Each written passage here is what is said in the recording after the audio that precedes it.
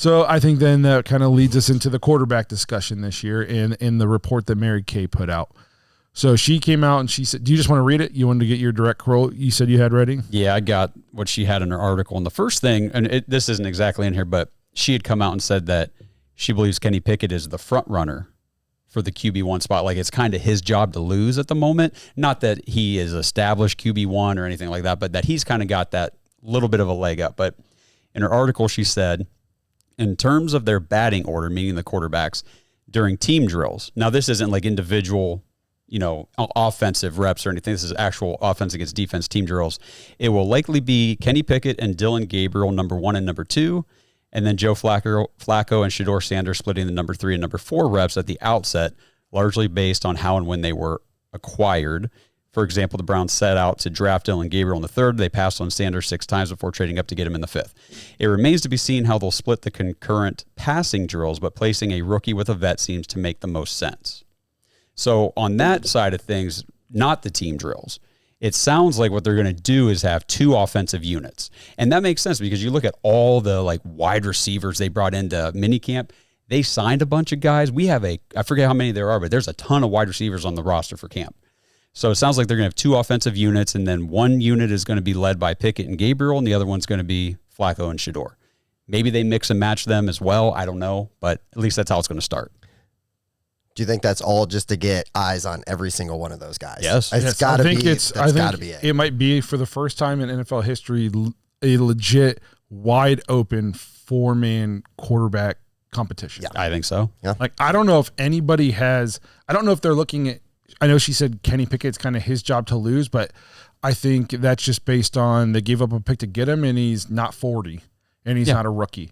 I don't think anybody – I think they're all on an even playing field right now in terms of it's going to be whoever plays the best. The only reason I think Kenny Pickett probably has that leg up in the front runner spot is just because, like you said, they traded for him. He was the first guy they went out to get. They actively sought him out and made the move to get him, and he's got NFL starting experience. I think that's it. Yeah. This is kind of my feel on the quarterback room right now is I wouldn't be shocked if Kenny Pickett played well in Kevin Stefanski's offense. He can move a little bit, and Kevin has gotten good play out of bad or mediocre quarterbacks before. So would any of us be shocked if Kenny Pickett comes out and looks like a competent player, or at least looks better than any time he ever did in Pittsburgh? Jacoby Brissett. I wouldn't be shocked if he looked better than he did in Pittsburgh. I would be shocked if he was like, wow, reclamation project achieved. He's the next Sam Darnold. Like, we got our guy. Why would you be shocked? Because I didn't like how he played in Pittsburgh. Did you like how Sam Darnold played anywhere? No. So I didn't like how he ended the season in Minnesota. I think we'll see how Sam Darnold does this year, but I think that was the thing with Pittsburgh too with Kenny is I think that it was a very, very safe play calling, no risk. Well, even then he was booty. Yeah, you know what I mean? Nobody has looked good at the quarterback position in Pittsburgh since Big Ben retired. And even he looked bad his last couple of years. It's been the same offense forever. Quick screen game, no run game, just nothing. Their offense is stuck in 1995. So I would not be shocked if Kenny Pickett comes out and can play decent football. Also, sneaky intrigued by Dillon Gabriel. Okay? And I don't hate that they drafted him. I think he can do some things. And then I think Shedeur will ultimately be the starter. I think if you put all 4 quarterbacks on our roster, he's the best one. This episode is sponsored by Omaha Steaks.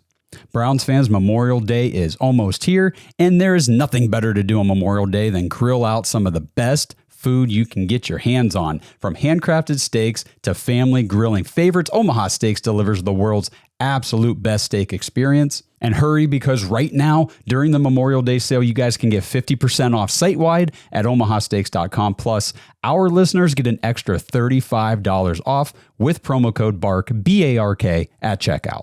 You've got friends, you've got family coming for Memorial Day. You need a variety of options. Get the steaks, get the burgers. The new smash burgers are amazing. Get the brats, get the dogs. They've got desserts. They've got everything you need to make your cookout a huge success. So bring home the world's best steak experience with Omaha Steaks. Visit omahasteaks.com. 50% off site-wide during the Memorial Day sale. And for that extra $35 off, use promo code BARK, B-A-R-K, when you check out. That's omahasteaks.com. See site for details. And also, I want to address Shedeur fans. Calm down. Just because I think Kenny Pickett could play good football and I'm sneaky intrigued by Dylan Gabriel doesn't mean that I don't like Shedeur. I just said I think he'll be the starter. Just because I said I think Kenny Pickett can play good football doesn't mean I'm racist. Just stop calling everybody racist just because they talk about another quarterback on our team. It's so stupid. It's ridiculous, man. And then the only thing I really am adamant about is that I still think Joe Flacco shouldn't be on our team. Just because there's just no point. There's literally no point. I get that. There at least is potential for down the road with those other three guys. Unless he comes into camp and you just you're like, man, Joe's playing so well. We're making the playoffs with Joe Flacco.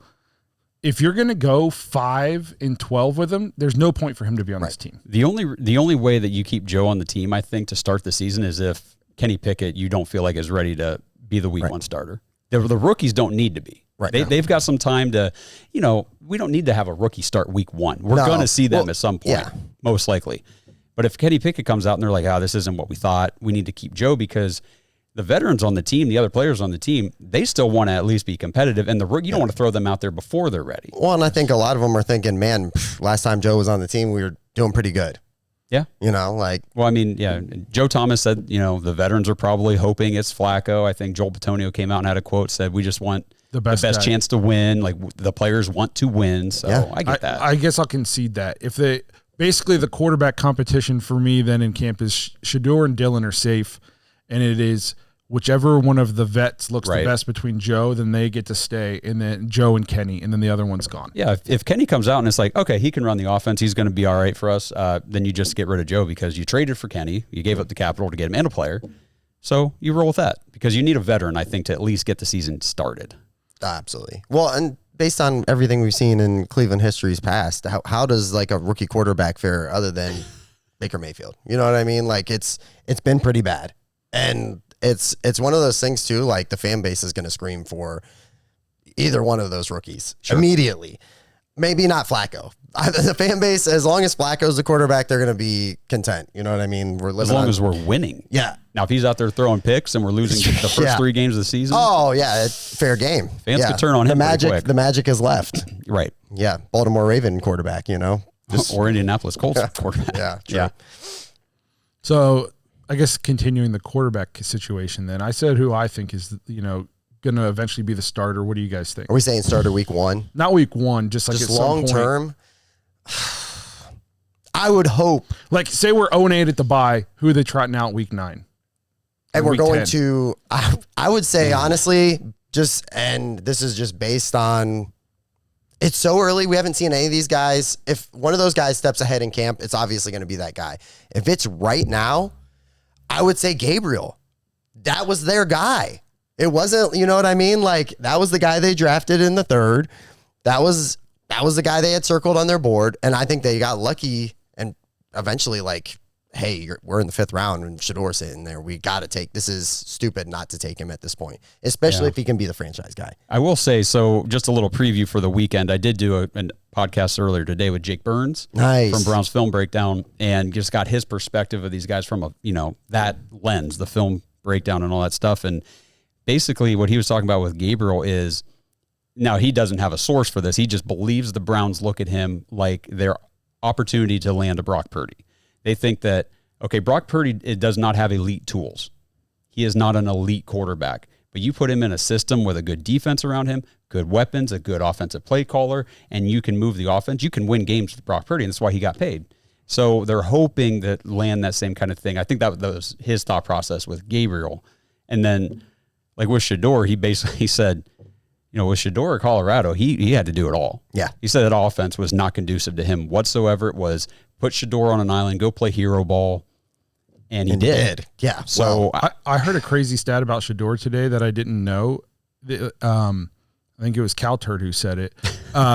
He said he might not have won a ton of games, but in the big games, if you go look at his stats against the best teams he played against, ranked teams, he averaged almost 300 yards a game, 19 touchdowns, only 4 picks, and like a 70% completion percentage. Right, and no run game. No run game and terrible offensive line. And let's not forget Pat Shurmur calling plays. Exactly, yeah. It was kind of like a dig at Pat Shurmur, too, and him saying that the Colorado offense was not great. And, the Browns, I would be shocked if it is not at least 55-45 run-heavy offense, probably 60-40 if a rookie's playing, because they went out and they used, and it's like Jake said today, they used a second-round pick on Judkins. It's not like they waited till the 7th round to just grab another running back. They used a 4th-round pick to get Sampson, who's also a stud. Right. They're going to run the ball like crazy this year. I'm so excited for the Browns running game. I think if they're shielding their quarterback play this year, whether it's, I don't think you have to shield Flacco as much, but you still kind of do because of the turnover thing. I mean, I think we could be an okay offense, and whoever is the quarterback has a good chance to succeed. And what makes Joe so good, he's so good at that play action fake. Yeah. So if we have a strong run game, like it sells it even more. He's crazy good at that.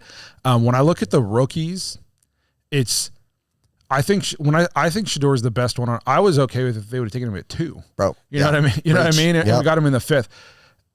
I'm intrigued by Dillon Gabriel. When they made the pick, I wasn't mad about it because I watched him play against Ohio State twice. And even I've said, like, I'm not a guy who's huge on you got to be a prototypical size, to be successful.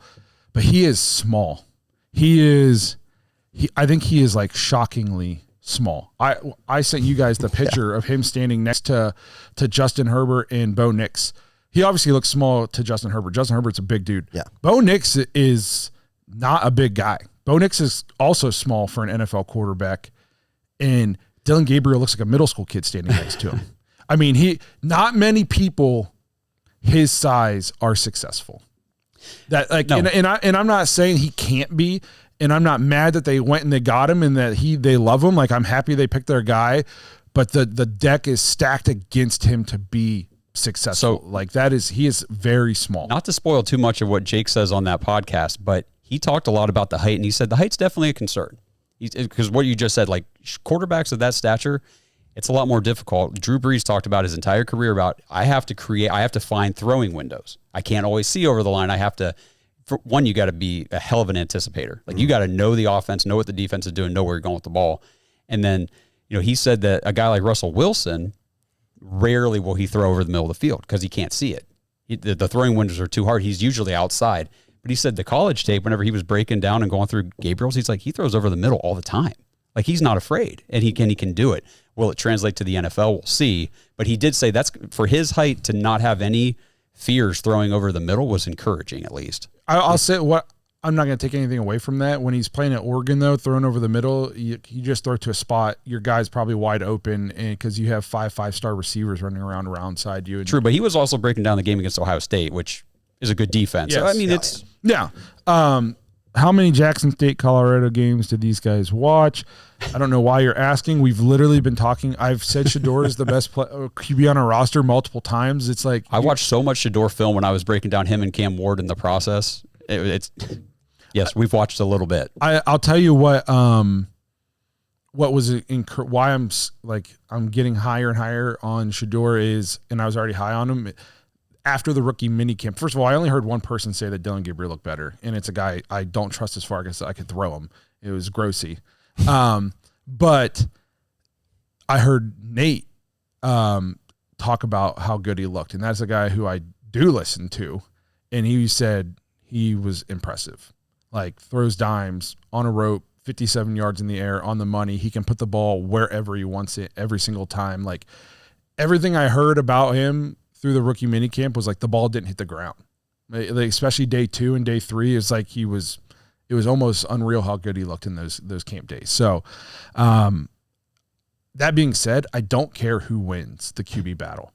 I don't care at all. I just want one of them to be good. Have you guys ever heard of rookie minicamp stat records before? No, that was all just troll posting. There's no way. Such a made up, like he shattered rookie minicamp records. I'm like, people keep track of shit at minicamp. And Jake had a good point too today. He said at these minicamps and these like early practices, you can't do that stat keeping stuff because these quarterbacks are going through like situations. The coach might say, hey, it's 3rd and 8. You got to try to get the ball into this window. Well, maybe they can't, but they got to try to see if they can do it. And situational stuff, like you got to pick up the first down. You can't throw to this guy, or whatever. So it's just so hard to know what the situation is. Yeah. we're not in the huddle. We don't know what's being called. That being, like I was saying, I don't care who wins. Right. I just want somebody. I personally think it will be Shedeur, but I don't care if it is him or not, and I don't care if it's Dylan Gabriel, and I honestly don't care if it's Kenny Pickett. Somebody. Just be not Flacco. Just give us 2 first-round picks next year that we can use on other things. Yes. Awesome. Like I'm having a brain fart. Safety from Ohio State, Downs. Yeah. Yes. I'd love to have Caleb Downs on this team next year instead of having to draft a quarterback. Yep. And if DeJuan Jones doesn't pan out at left tackle, get your left tackle. Yep. Yeah, or a number one receiver. Or number one receiver. Yeah. If Judy's not still that guy or whatever. Or just go get a number one receiver. Yeah. Pair them up. Let's do this.